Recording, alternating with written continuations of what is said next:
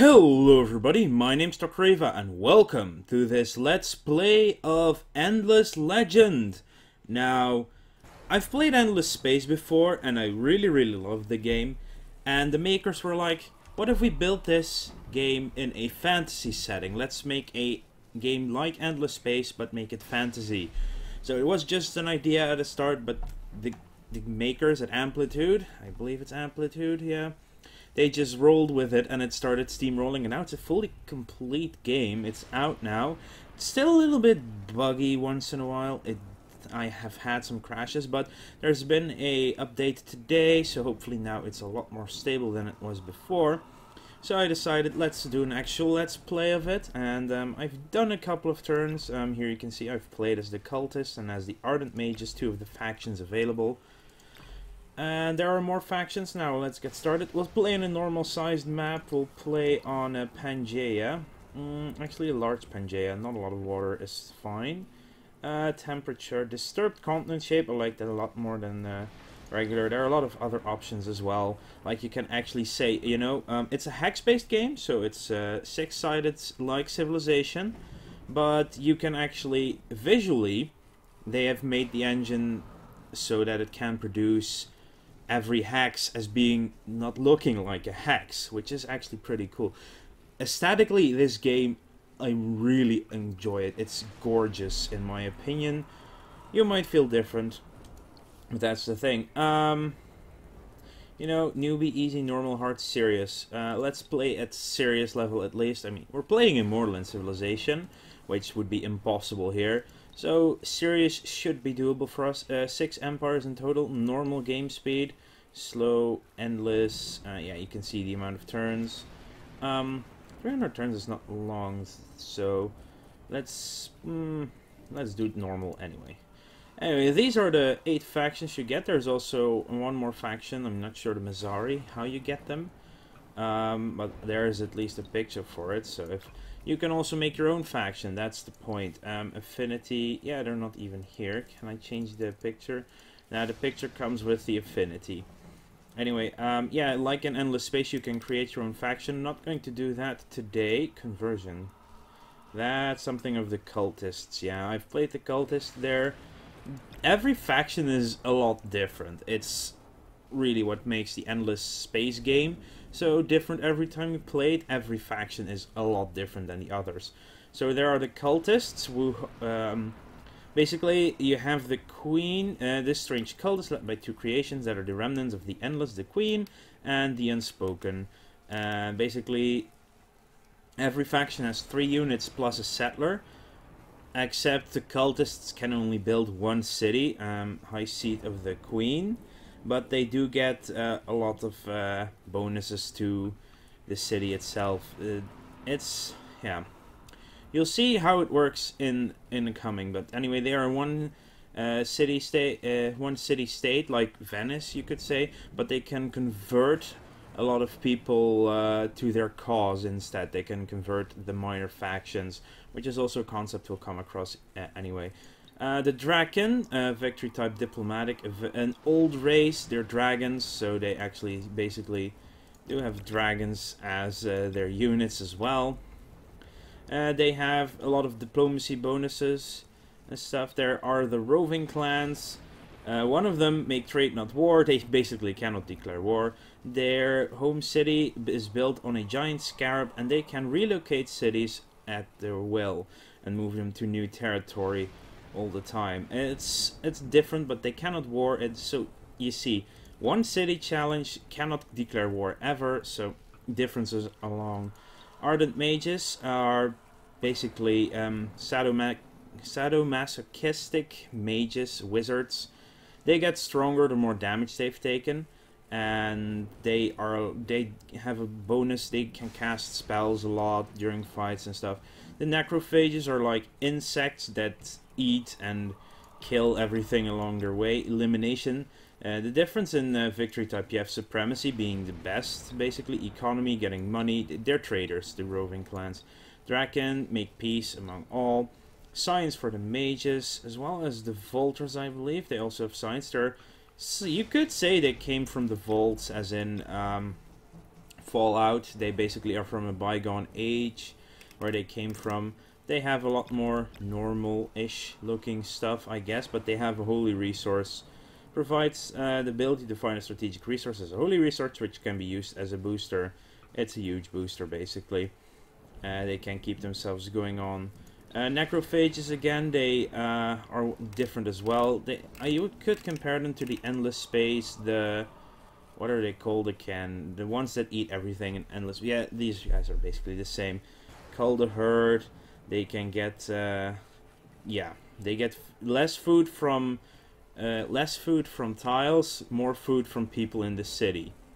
So, yeah, it's... cellulose decreases the cost of a district. I think they can build a district for each person instead of just every 2 districts. You'll see soon anyway. But the necrophages, anyway, the Broken Lords, conquest victory type. So necrophages elimination, Broken Lords conquest, kind of like Crusaders, but they're kind of dead. They're ghosts, but they are still very loyal to whatever cause they were worshipping, and they are crusading for the good, basically, but they are kind of dead already. And finally, the Wildwalkers, the faction that I'm going to be playing today, because I haven't tried them yet, and provides the ability to detect the opponent's armies in your empire and adjacent regions, living towns, +1 production on terrain with forest during the summer. There are 2 seasons as well, we'll get there soon, and more defense, they get some stuff, and every faction starts with its own quest. This game has a very extensive questing system, which I quite like, actually. Let's see, let's go with purple. Let's have a color purple. Haha, no. Actually, now I think of it, Malaya is also purple, so... yeah, EU4. I'm gonna play this instead of EU4 every other day for the coming weeks. So expect Civ and Hearts of Iron to just continue as normally, and this to be every other day, and EU for the days that there's no Endless Legend coming out. Generating the world takes some time sometimes. World generation is not fast so far. And actually, the first time I actually played it, I tried to play a huge map, and it crashed outright on world generation. It's a new game. It can still be a bit buggy at times, and I hope you're not too annoyed by the fan in my background, because it is as loud as ever in this game. Next year I'll have my new computer, and then it'll be better. So, here we go. And we get an intro video soon as well. Let's move the mouse. They do look cool. It looks a little bit like the mask of Juggernaut in Dota 2. I've been playing a lot of Dota 2 recently. Oh my god. Anyway. It is coming. I am convinced. Now I must convince the others. We have seen the longer winters. We have felt the limits of the sharing. Our planet is changing. We must change with it. We must leave the forest. Start again. Explore and reach out. We must find new ways. Adapt. Learn. For if not, we will perish. And that will not happen while I wear the crown.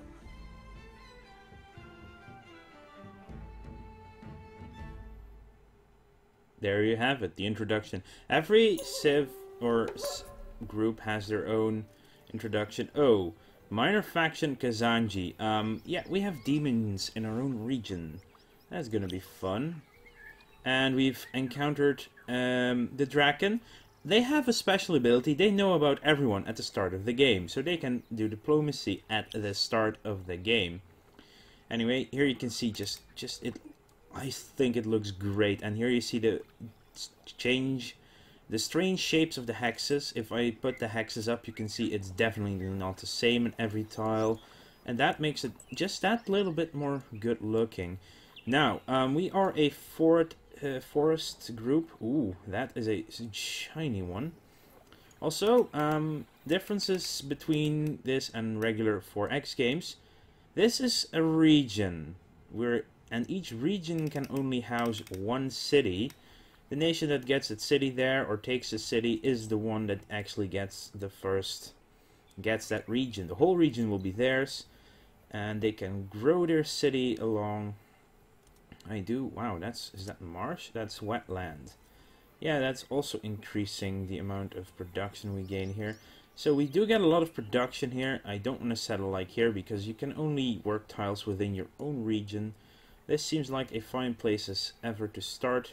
Maybe one down actually, but then again that would be very, very close to the neutral faction over here. So what we're going to do, we're going to build it right in place, and we'll have the city of Gnathan. Moss pearls, yeah, we'll be growing towards the moss pearls. And we'll be doing that by using the borough streets. It's expansion of the city. Whenever you have 2 workers, apparently the necrophages it's 1. But every 2 workers you can build one of these. And they extend, they are built on a tile. And they extend the borders of the city to the tiles around the district as well. You can only build them next to each other, so you will always expand by 2 more, and you can level them up by building more adjacent to them, etc. It goes for anyway. The first thing to build usually, and that is pretty good, is a Founders Memorial, because it's, well, we found the city, it's good for us, let's do it. So the city will grow to size 2 in 2 turns already. What if I move that away? It's still the same, so I'll actually do this. It shaves a turn off there. Research, of course, it's not a 4X game without being able to research and advance and expand. We're going to start off with Language Square. It allows us to parlay, and I would like to get those demons over here to our side, so we're going to have to parlay with them to actually get a quest. What if I did this? 5 to 3 turns. That's I like a lot better. Now let's get out of the city quickly. Up here we have the Empire screen where you can see the entire Empire. Here's the Empire plan. Every 20 turns you get to spend influence to change the way your civilization is focused. So you have military focus, science and industry focus, economy and pop focus, and empire and expansion focus. Also here is all the stuff we have already. Main quest of us. Our quest hasn't started yet. Yeah, and zooming out, you actually get such a cool sort of, yeah, this is still a pretty damn big world, isn't it? Yeah, but you get a little bit more fancy-looking cartography map, paper map almost. And over here, what we are going to do with the first Red Bear Warriors is explore this ruin. Because, well, it's a ruin, it's a different zone. It's giving us dust. It's an endless game, so it's still food, industry, dust and science. Fitzy. Fizzy sounds a little bit weirder. The new one is influence, and you can set your workers to work on different stuff. While on endless space, you set your workers to certain, well, how you call them? Oh, we cannot. We need to wait a turn to cross that way. Let's look here. What is this? Geysers, like Old Faithful in Yellowstone. Let's end our turn then, and continue on. You see everyone. Trees or towers. Explore the map and search for ruins. So it has been a difficult winter. Not merely the weather and the hunger, but all the rivalries within the Wildwalkers have descended upon the head that wears the crown. Your head. During the long cold months, when both space and activity are lacking, tempers flare and arguments begin. As usual, it is the shamanists of the Sakwa clan who fan the flames.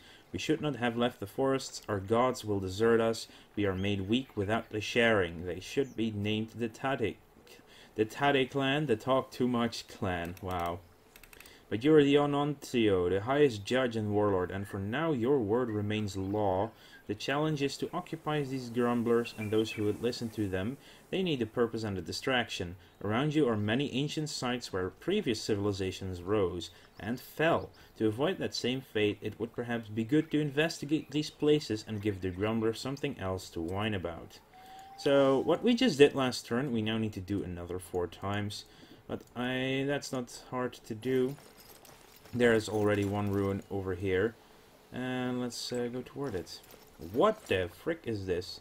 Oh, it's just a ridge. It's like this thing, only it's an ice zone, very cold zone. So it just looks a lot different. Yeah, what I said, there's a winter is coming, quite literally. In 28 to 48 turns, winter will be coming. It is not a set time when it is. It is at least 27 turns away, and at most 47. And our population of Gnathan, our capital city, has grown to 2, which unlocks the burrow thing, the burrows. And you can see here that we can grow either, yeah, we are growing south, or we're probably at one point going a little bit more east maybe, but we're gonna grow south definitely, just to add to the city. We cannot really grow north. We might just have to grow like this way just to level up the city though. Anyway, city districts, it does cost a lot of turns to build. So actually, we do have scientists working right now. Oh yeah, I wanna search these ruins. First, search them. You find nothing of interest, well, but it does count for the quest. And now we're moving back home so we can... Wow, this area is incredibly high in resources. Oh, there is going to be a city somewhere around here. Plus 50%. Ah, that's dyes, yeah. But one resource, stones, more rumbling stones, that's production resources. This is hidden springs, more food and dust. This is black earth, giving a lot of food. That's pretty good, yeah. Too bad it's like right in a really weird corner of the map, which doesn't allow us to build a city right next to it. We need to sort of waste, quotation marks, a expansion on it. Well, we've got a language square. Search parties improves search on ruins. We get more stuff when searching in ruins, which could be good. We will also want to get a lot of these texts are really good. Now, the way to advance era is quite simply research 9 texts in the first era, get you to the second one. Yeah, it's a shaman. It's one of those shaman that are kind of being pissed off at stuff right now. But they basically have their support characters. So every faction gets 3 characters. You start off with 1. We have the rangers, ranged characters, pretty cool. You also started with bows already. Oh, it's not bad that we did that. We will parlay. Find the monsters. The tribe has identified their lair in tribe temple ruins. Okay, so they gave us a quest to search the ruins, and then we need to find the quest. There's the quest journal. You can just click on a quest here. Defender of the Weak. We have to go to these ruins all the way over there. Holy crap, that's a long walk. Well, it is a quest to pacify these people, and I would really like to pacify them right now, because they might become quite pissed off. And we'll pick up search party as well then, because why not? That's basically a very good reason, the why not reason. You are gonna run through the forest then. Ah, another ruin here. So I'm not gonna search more ruins until I have the search party actually active. Wow, that is really far. One more turn for that one. What is this? Chromatic land. It's okay. But the region is a lot larger than it appeared to be. Oh, there's actually already an enemy. Well, an AI is already in this zone. Which makes it a little bit odd, but okay. It's actually a very large zone, and we're all the way in the north of it. Found a memorial, and the research for search party is done. Yeah, we already have researched that. Why can I just... Oh no, that's that one we researched. We haven't researched Aquapulvistics. Empire Mint, though, is really strong. It gets you a really early chance. It's a very cheap way to boost your dust income. Really? That's... Well, we'll just go... I mean, it's right there, so we have to go through the enemy region. And our hero is leveled up. Plato Mosi Pakwa has gained enough experience to reach level 2. Agile Mover. Oh, makes our armies faster. It's stronger. Accessory slot. plus attacks on units. I like that idea a lot. You could also improve search on ruins on your hero as well, but let's make us all move faster in the army. Now we actually have an extra movement as well. And eventually you can level up your units as well, which makes them move faster as well. We'll do one more turn. I mean, it's only 8 turns into the game now, but it's been a slow start because of the introduction to the game. Ah, we have the Ardent Mages right next to us. And that is... It's just the Warlocks, isn't it? Oh, it's already... They've already built a settler. That's very, very early, and they're moving in this general direction. Well, that means we will have to settle to the east then. Might actually be an idea to build a settler after the Burrows streets. And also, I'm gonna move my guys to production, which makes it all go a lot faster. Anyway, I want to thank you all for watching. Make sure to like this video if you enjoyed it, and subscribe to the channel if you want to keep up to date in the future about this game and all the other games that I play. And I'll see you guys later.